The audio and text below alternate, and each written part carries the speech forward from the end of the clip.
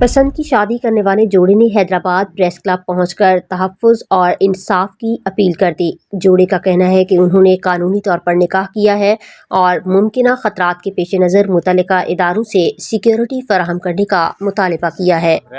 शदादपुर शादी खान बाणू जो असां पसंद जी शादी कई आहे। छोकिरी जे माइटनि मां असांखे ख़तरो आहे, असांखे मौत मार धमकियूं ॾेई रहिया आहिनि। असां पंहिंजे पसंदि मां शादी कई आहे, ज़र ज़बरदस्ती का बि कोन्हे का। हिन जे माइटनि मां असांखे ख़तरो आहे, जीअं त हिन जो पीउ नियाज़ हुसैन, हिन जो भाउ मुस्तफ़ा, मौला बख़्श, करीम बख़्श ऐं जेको आहे सो महमूद, हुनजो पुटु हामिद, ख़ादिम अली हसन, अली नवाज़ ऐं ग़ुलाम अहमद, ग़ुलाम क़ादिर ऐं बाक़ी ॻोठ वारनि मां बि ख़तरो आहे। असांखे जान जो तहफ़्फ़ुज़ खपे, कोर्ट जे तरफ़ां असांखे जान जो तहफ़्फ़ुज़ खपे। असां पसंदि जी शादी कई आहे ऐं मुंहिंजे घर वारनि खे बि परेशान कयो वेठा आहिनि, उन्हनि खे मौत मार धमकियूं पिया ॾियनि। मुंहिंजे भेनरुनि, मुंहिंजे माउ खे, मुंहिंजे भाइरुनि खे मौत मार धमकियूं पिया ॾियनि ऐं जेको आहे असांखे तहफ़्फ़ुज़ खपे। जो नालो रज़िया आहे, मूंखे ज़ोर ज़बरदस्ती का बि कोन्हे का। पंहिंजे शौक़ सां शादी कई आहे, पंहिंजी पसंदि जी शादी कई आहे।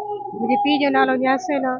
मूंखे उन्हनि मां पंहिंजे माइटनि मां ख़तरो आहे, मूंखे ॻोठ वारनि मां ख़तरो आहे, मुंहिंजे मामे मां, अली नवाज़ मां, अली हसन मां ऐं ग़ुलाम अहमद मां ऐं ॻोठ वारनि मां मौला बख़्श मां, करीम बख़्श मां, महमूद, हामिद, आशिक़ अली ऐं ख़ादिम अली ऐं सभिनि मां मूंखे ख़तरो आहे। निकाह 5 ॾींहं कयो आहे।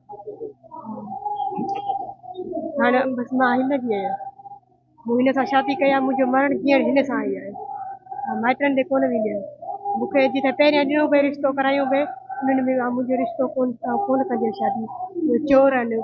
मुंहिंजो मुड़ुसु जेको मूंखे ॾिनो पिए उहो मूंखां वॾो हो। मुंहिंजी शादी हिन सां थी आहे, हिन सां ई रहंदियसि।